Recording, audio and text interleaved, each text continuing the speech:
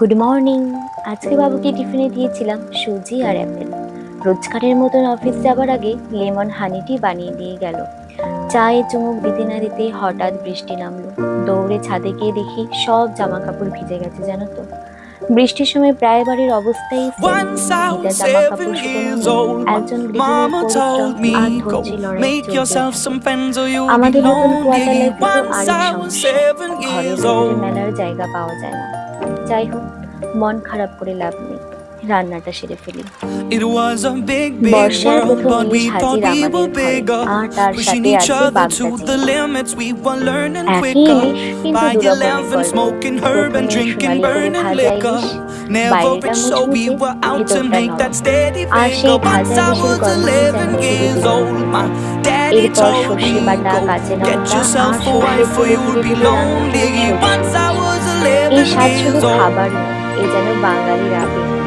আমাকে যদি জিজ্ঞাসা করা হয় কোনটা বেশি ভালো, I আমি always তো had বলবো that দুটোই। dream like কারণ my daddy ইলিশের before প্রতিটি me. রুটি So আলাদা I করে মন started জয় করে। writing songs, I started writing ভাবা যায়, stories. এই Something মাছের about রাজা that glory ইলিশে just আমি always 100বার seemed to কৃতজ্ঞ। bore me. আমার Cause ছেলেটাও only খেয়ে those I খুশি, really love এখন will ইলিশ ever মাছ খেতে really চায়। know me.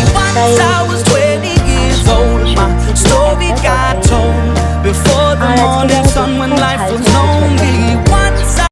তাই রসুন কালো জিরে ফোড়ন দিয়ে পটল চিংড়ি বাটা বানালাম। যে কোনো বাটা আবার আমার বড্ড প্রিয়। আজকে ৩টি পদই আমার ছিল মনের মতন। আর আমার বরের তো ইলিশ হলে আর কিচ্ছুটি লাগে না। আমি তো সেজে গেছি, এবার ঘরটাকে সাজানোর পালা। ওই যে দুজন এসে গেছে। আজকের বাবা স্কুলে আনতে যেতে পারেনি, বাসেই আসলো। দুষ্টুটাকে দেখেছো, মুখে যেন পুরো কালি মেখে নিয়েছে। শেষের বেলায় রোদ দেখতে পেয়ে দৌড়ে ছুটতে গিয়ে আচারের বয়াম দুটো এনে একটু রোদে দিয়ে দিলাম। তানিয়া, বই তো, আমার কাছে তুমি প্রোডাক্টগুলোর ব্যাপারে জানতে চেয়েছিলে। আমিও মিনিমালিস্টের প্রোডাক্ট এই প্রথম ইউজ করছি, জানো তো। আমার স্কিনটা যেহেতু খুব সেনসিটিভ, তাই খুব একটা এক্সপেরিমেন্ট করা হয় না।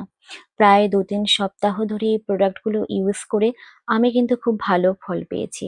ট্যান তো রিমুভ হয়ে গেছে, আর স্কিনটা কিন্তু বেশ গ্লো করছে। তবে আমার যেহেতু সেনসিটিভ স্কিন, তাই সিরামটা আমি রোজ ইউজ করি না। ২-৩ দিন পর পর রাতে অল্প করে ইউজ করছি। তবে কি জানো তো, সবার স্কিন তো সমান নয়, তাই নিজের স্কিনটা ভালো করে বুঝে নিয়েই তবে যে কোনো প্রোডাক্ট ইউজ করো।